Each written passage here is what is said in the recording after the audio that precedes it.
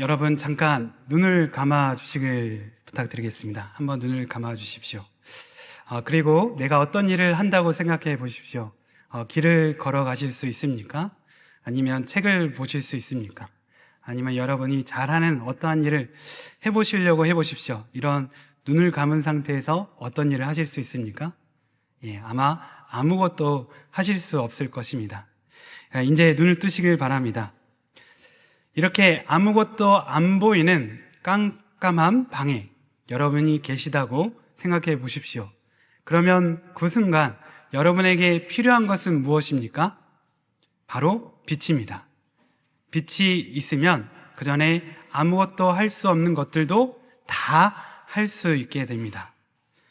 이와 같이 하나의 결핍이 모든 것을 할 수 없게도 하고, 또 반대로 그 하나의 주원이심이 모든 것을 가능케 합니다. 그런 존재가 무엇일까요? 바로 빛 대신 성령님입니다. 이 시간 빛 대신 성령님이 우리 모두에게 임하시길 축원합니다. 화면에 사진을 한번 봐주시길 부탁드리겠습니다. 보면서 이 사람에게 무엇이 필요한지 한번 맞춰보십시오. 추워서 덜덜 떠는 사람, 무엇이 필요할까요? 따뜻한 집이 필요할 것입니다. 그리고 또 이렇게 배고픈 굶주린 사람에게 필요한 것은 무엇일까요? 음식입니다. 영양가 있는 많은 음식이 필요할 것입니다. 또 사막에서 목마른 사람에게 필요한 것은 무엇일까요? 시원한 생수입니다. 이렇게 우리도 어떤 어려운 사람을 보면 그 사람이 무엇이 필요한지 바로 알 수 있습니다. 그렇다면 예수님께서 우리를 바라보실 때 우리에게 무엇이 필요하다고 하실까요? 무엇이 필요하다고 말씀하실까요? 오늘 말씀에서 예수님은 제자들에게 나타나셨습니다. 19절, 이날 곧 안식 후 첫날 저녁 때에 제자들이 유대인들을 두려워하여 모인 곳에 문들을 닫았더니 예수께서 오사 가운데 서서 이르시되 너에게 평강이 있을지어다. 제자들은 예수님의 십자가의 처형을 목격하고 두려움에 빠졌습니다. 그래서 그들은 문을 잠그고 숨어 있었습니다. 그렇게 두려워 떠는 제자들에게 예수님은 나타나셔서 이렇게 말씀하셨습니다. 22절 말씀입니다. 그들을 향하사 숨을 내쉬며 이르시되 성령을 받으라. 두려워 떠는 제자들에게 가장 필요한 것이 무엇이었습니까? 바로 성령이었습니다. 이것을 안 예수님께서는 제자들에게 성령을 받으라고 말씀하신 것입니다. 예수님 말씀대로 성령을 받은 제자들은 그 이전에는 두려워 떠는 사람들이었습니다. 문을 잠그고 숨어 있는 사람이었습니다. 하지만 성령을 받은 후에는 담대한 복음의 증인이 되어 땅끝까지 이르러 주님의 복음을 전하는 자가 되었습니다. 심지어 생명의 위협 앞에도 굴하지 않고 주님을 따르는 자들이 되었습니다. 성령을 받고 나서야 진정한 제자가 된 것입니다. 마찬가지로 우리에게 가장 필요한 것은 무엇일까요? 바로 성령님입니다. 왜 우리에게 성령이 필요한지 오늘 말씀을 통해 함께 살펴보도록 하겠습니다. 우리에게 성령이 필요한 이유는 성령을 받아야 평강을 누릴 수 있기 때문입니다. 우리 모두는 불안 가운데 살아갑니다. 하루에도 수십 번 불안의 감정을 느낍니다. 세상의 모든 것을 가진 사람조차도 불안을 느낍니다. 중국의 진시황제는 강력한 리더십으로 중국을 통일했습니다. 그래서 역사상 가장 강력한 왕권을 가진 황제로서 그의 업적은 사실 화려합니다. 중국의 문자를 통일하였고 중국의 법과 도량령을 통일했습니다. 북쪽 오랑캐를 무찌르고 만리장성을 쌓아서 중국을 지켜냈습니다. 나라의 행정조직을 새로 재편하고 만들었을 뿐만 아니라 또 모든 중국 지역으로 차도를 만들어서 500년 동안 분열했던 중국을 하나의 중국이 되도록 하였습니다. 역사학자는 말합니다. 평가합니다. 진시황제가 없었다면 지금의 중국은 절대 있을 수 없다. 이를 반증하듯이 중국을 뜻하는 차이나라는 말이 바로 진시 황제가 세운 진나라에서 나온 말이라고 합니다. 그러나 그는 불안했습니다. 모든 것을 가진 만큼 그 모든 것을 잃을까봐 항상 불안해하고 두려워했습니다. 한 번은 학자들이 진시황을 비판했습니다. 그러자 이 진시황은 나라 안의 모든 학문 선적을 다 불태웠고 심지어 모든 학자들을 잡아서 산채로 땅에 묻어서 죽여버렸습니다. 그리고 그는 죽음이 두려워서 세상 곳곳으로 신하를 보내 불로초를 구하도록 했습니다. 그러나 그의 노력에도 불구하고 그는 어떤 유언도 남기지 못하고 죽었습니다. 현대인도 비슷합니다. 부잣집일수록 담이 높습니다. 비싼 아파트일수록 많은 경비시설이 있어서 정말 방문하기 힘듭니다. 세계에서 가장 부강한 미국의 국민이 가장 핵전쟁을 두려워합니다. 그러나 성령을 받은 자는 불안에 떨지 않고 하나님의 평강을 누립니다. 18세기 영국 부흥운동의 주역이었던 조지 히필드와 요한 웨슬리는 성령을 통해 평강을 경험했습니다. 조지 히필드는 요한 웨슬리와 함께 옥스퍼드 대학에 다니면서 신성회란 모임에 참여해서 열심히 경건 훈련을 하였습니다. 조지 히필드는 경건의 훈련을 통해 하나님에 의해 이룰 수 있다고 생각했습니다. 그러나 그는 자신 안에 하나님의 생명이 없음을 발견하고 근심하고 두려워하며 불안해했습니다. 그래서 그는 간절히 하나님의 생명을 구하면서 식음을 전폐하다시피 기도했습니다. 기도하다가 로마서 8장 15절에서 16절 말씀을 읽다가 성령을 경험하게 됩니다. 너희는 다시 무소하는 종의 영을 받지 아니하고 양자의 영을 받았으므로 우리가 아빠 아버지라고 부르짖느니라. 성령이 친히 우리의 영과 더불어 우리가 하나님의 자녀인 것을 증언하시나니. 성령을 경험함으로 조지 히필드는 자신이 하나님의 자녀됨을 확신할 수 있었습니다. 그 믿음의 확신을 통하여서 드디어 평강을 누리게 되었습니다. 왜 제자들이 두려워했습니까? 죽을까봐 두려웠습니다. 세상의 권세에 굴복하여 두려웠습니다. 그러나 성령을 받음으로 하나님께서 나의 아버지가 되심을 확인하는 순간 제자들은 이제 두려워하지 않게 되었습니다. 세상의 가장 높으신 하나님이 나의 아버지가 되시니 세상의 그 어떤 것도 두렵지 않게 된 것입니다. 세상의 창조자이시자 통치자이신 하나님이 나의 아버지가 되심으로 세상의 권세에 굴복하기보다는 이제는 세상을 굴복시키는 자가 된 것입니다. 진정한 평강은 하나님께서 나의 아버지가 되심을 알게 하시는 성령을 받음으로 이루어집니다. 3년 후 요한 웨슬리도 평강을 경험하게 됩니다. 그는 선교하기 위해 미국으로 가게 되었습니다. 미국으로 가는 배에서 풍랑을 만나고 그때 그는 죽음의 그 심한 두려움을 체험하게 됩니다. 하지만 그를 놀랍게 하는 사람들이 있었습니다. 바로 모라비안 교도들이었습니다. 그들은 풍랑을 만난 배 위에서 찬양을 부르며 기도를 드리고 있었습니다. 요한 웨슬리는 그 전까지 자신이 목회자 중에 가장 경건한 사람이며 성경에 대하여 가장 많이 안다고 자부하였습니다. 그러나 그는 그 순간 자신은 죽음 앞에 두려워하는 믿음 없는 자와 같음을 깨닫게 되었습니다. 그리고 미국 선교에도 실패하게 되었습니다.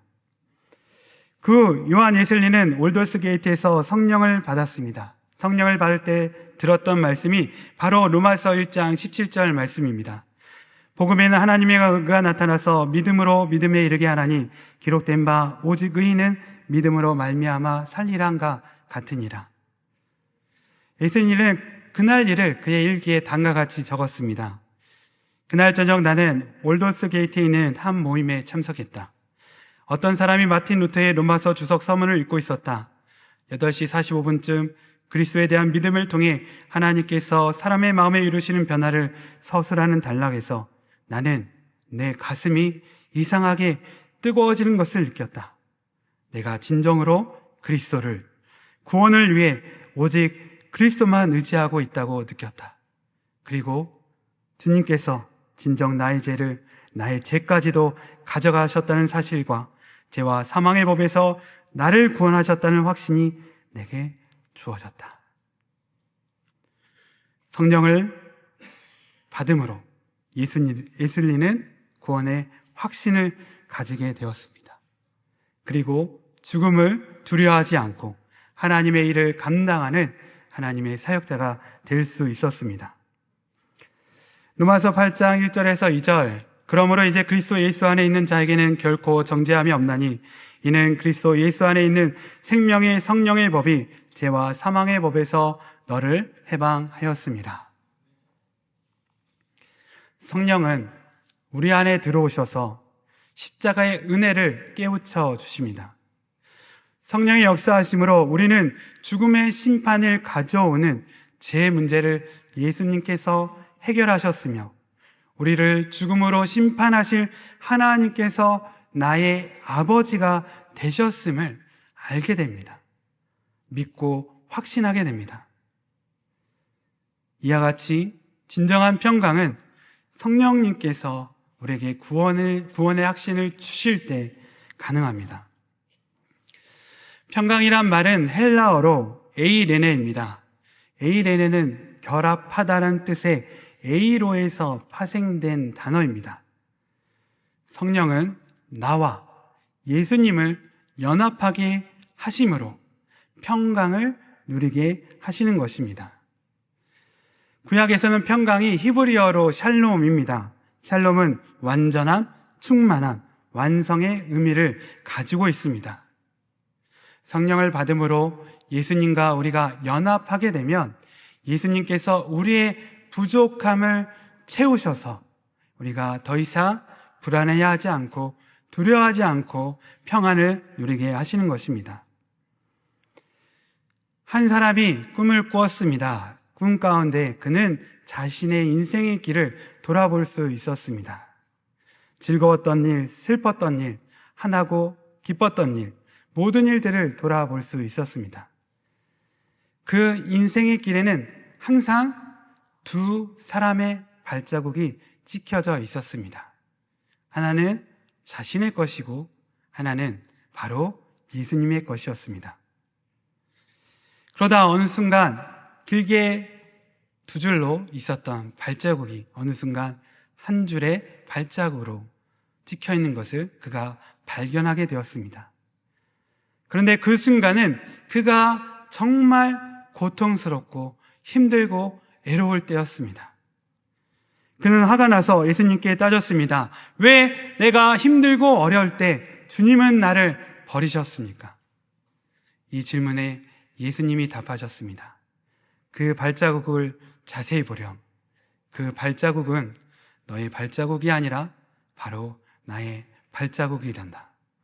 내가 힘들고 어려울 때 내가 너를 업고 그 인생의 길을 걸었단다.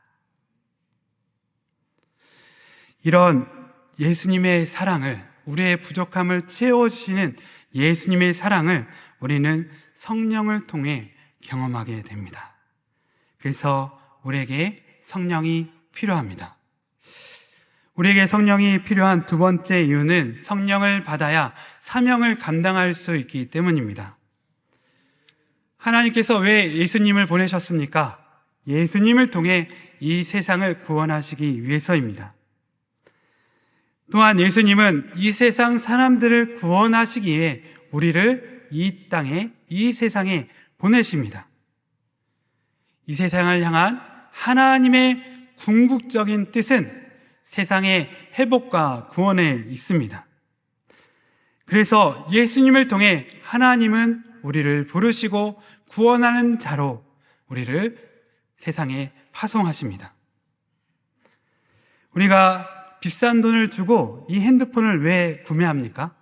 매달 왜 사용료를 지불하고 이 핸드폰을 사용합니까? 내 삶의 목적을 이루기 위해서입니다. 마찬가지로 하나님께서 왜 그리스도의 값비싼 십자가의 보혈로 우리를 구속하셨습니까? 우리를 통해 세상을 구원하시기 위해서입니다.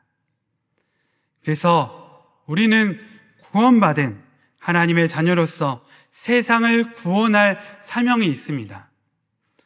그런데 이 사명을 감당하기 위해 우리는 반드시 성령을 받아야 합니다. 예수님께서 파송하는 제자는 성령 충만한 사람이기 때문입니다. 요한 웨슬리를 보십시오. 그는 미국 선교사로 파송될 때 그 어떤 사람보다 훌륭한 선교사로 보였습니다. 옥스퍼드 대학을 졸업한 수재였고 신성회로 오랫동안 경건의 훈련을 철저하게 실천했던 사람이었습니다. 그러나 그는 결국 실패했습니다. 왜입니까? 성령을 받지 못했기 때문입니다. 그는 올더스게이트에서 성령을 받은 후에 놀라운 사역자로 쓰임받게 되었습니다. 사람이 보기에 그는 충분히 준비된 사람처럼 보였지만 그가 성령을 받기 전까지는 사실상 준비가 되지 않은 사람이었습니다. 어떤 청년이 성령을 충만히 받아 기쁨으로 찬양을 부르고 있었습니다. 그런데 마침 지나가던 스님이 그 집을 방문하여 목탁을 두드리며 시주할 양식을 구했습니다. 그러자 이 청년은 이 스님에게 이렇게 말했습니다. 스님, 죄송하지만 우리 집은 예수님을 믿는 집입니다. 다른 집으로 가보시길 바랍니다. 그러자 스님이 이렇게 답했습니다. 사실 나 또한 교회를 10년 동안 다녔던 사람이요. 교회에 대해 잘 아니 시주 좀 해주시오 라고 말했습니다. 이 말을 들은 청년은 깜짝 놀라 이렇게 말했습니다. 아니 10년이나 교회 다닌 분이 어떻게 스님이 되셨습니까? 교회 다닐 때 성령을 받지 않으셨습니까? 그 말을 들은 스님의 얼굴이 벌겋게 상기되며 이렇게 말했습니다. 내가 교회를 다닌 동안 성령을 받았다면 내가 스님이 되었겠소. 이 말을 들은 청년은 스님에게 말했습니다. 저는 지금 성령을 체험했습니다. 열심히 구하는 자에게 하나님은 반드시 성령을 주실 것입니다. 회개하고 예수님을 믿으십시오. 그리고 성령을 사모하여 성령을 받으십시오. 이 말을 들은 스님은 알았노라고 대답한 후에 그 자리를 떠났습니다. 스님의 뒷모습을 보던 청년은 성령께서 스님을 보내신 것을 깨닫게 되었습니다. 교회에 아무리 오래 다녀도 성령을 받지 않으면 스님도 될 수 있다는 사실에 청년은 정신이 번쩍 들었습니다. 사명을 감당하는 믿음의 사람이 되기 위해서는 성령을 받아야 합니다. 예수님이 말씀하십니다. 오직 성령이 너에게 임하시면 너희가 권능을 받고 예루살렘과 온 유대와 사마리아 땅끝까지 이르러 내 증인이 되리라 하시니라. 성령을 받아야 구원의 권능을 얻을 수 있습니다. 그 구원의 권능이 무엇입니까? 이 말씀에 따르면 예수님의 증인이 되는 것입니다. 너희가 누구의 죄든지 사하면 사하여질 것이요 누구의 죄든지 그대로 두면 그대로 있으리라 하시니라. 이 말씀을 들으면 성령 받은 사람에게 사죄권이 있는 것처럼 보입니다. 그러나 우리는 제3의 권세는 오직 하나님께만 있음을 알아야 합니다. 그런데 왜 예수님은 이렇게 말씀하시는 것일까요? 그것은 제3의 증인이 되어 이를 증언하면 우리의 그 증언으로 사람들이 믿고 구원받는다는 뜻입니다. 20절, 손과 옆구리를 보이시니 제자들이 주를 보고 기뻐하더라. 예수님이 제자들에게 가장 먼저 하신 일은 십자가 대속의 증거, 자신의 못자국 난 손과 옆구리를 보여주신 것입니다. 이를 통해 제자들의 죄가 사함 받았다는 사실을 알려주셨습니다. 제사함을 받았다는 것을 안 제자들은 이를 통해 기뻐한 것입니다. 그런데 내가 제사함을 받은 것으로만 끝나서는 안 됩니다. 예수님은 바로 이어서 제자들에게 말씀하십니다.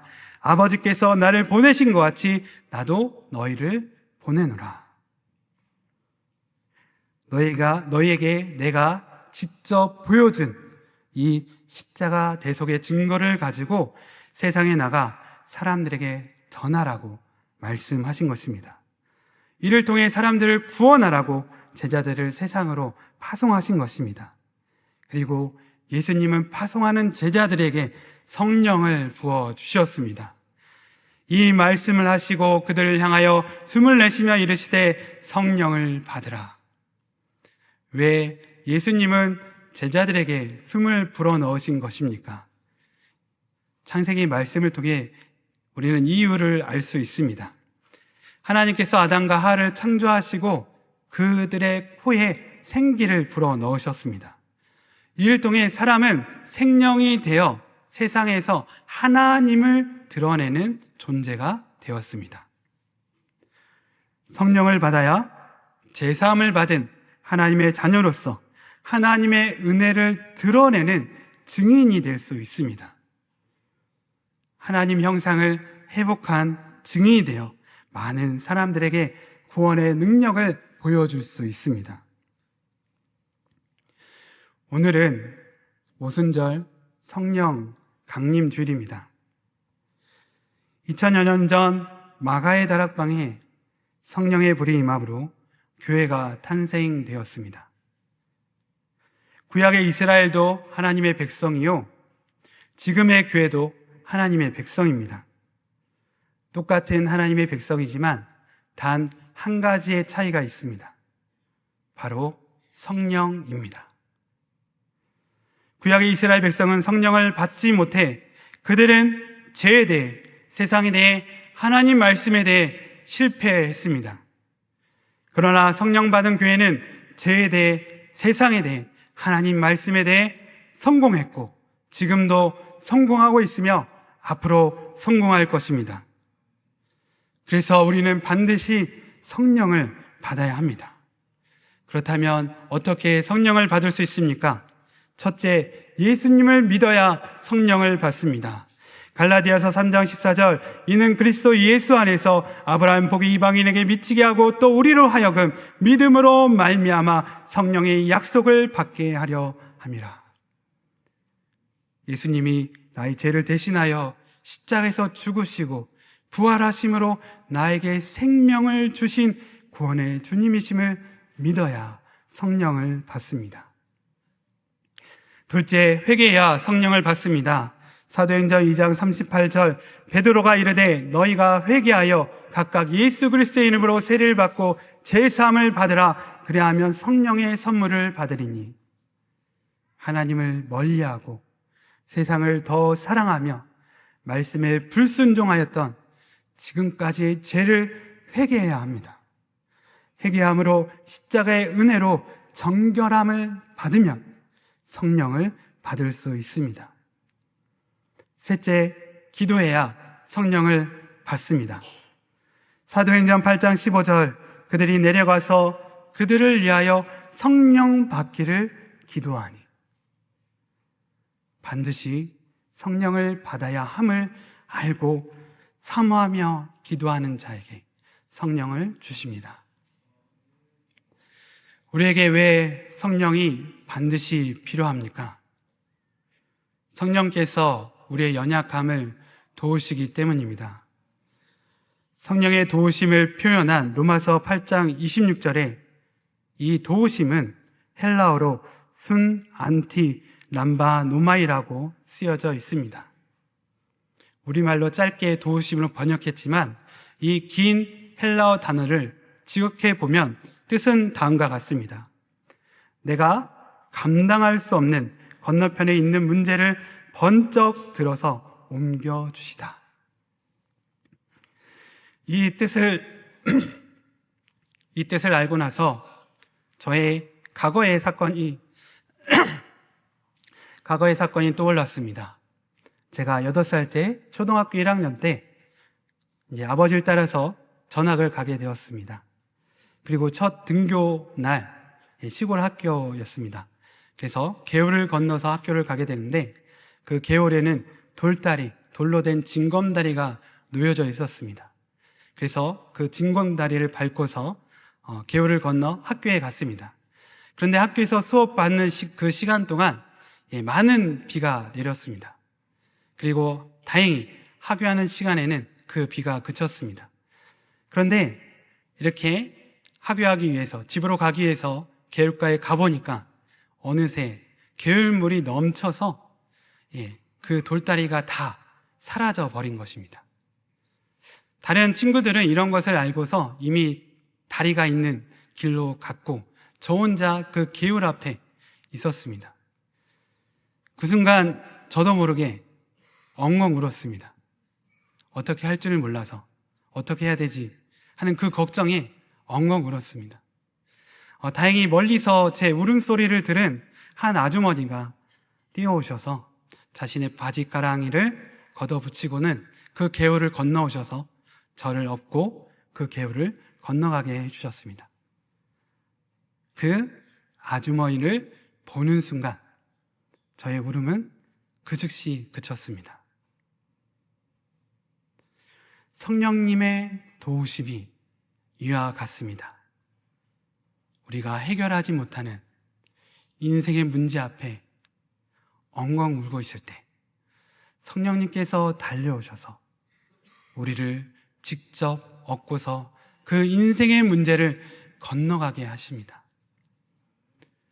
이런 도우심을 받기 위해 우리에게 반드시 성령이 필요합니다. 이 시간 예배를 통하여서 정말 예수님을 믿고 회개하고 성령 받기를 간절히 기도함으로 성령을 받으십시오. 성령의 충만을 받으십시오. 그러므로 인생의 문제 앞에 두려워하는 자가 아니라 하나님의 평안을 누리는 하나님의 백성이 되십시오. 우리가 이 믿음을 가지고 기도할 때 우리의 필요를 가장 잘 아시는 부활하신 주님께서 반드시 우리에게 성령을 주실 것입니다. 기도하겠습니다.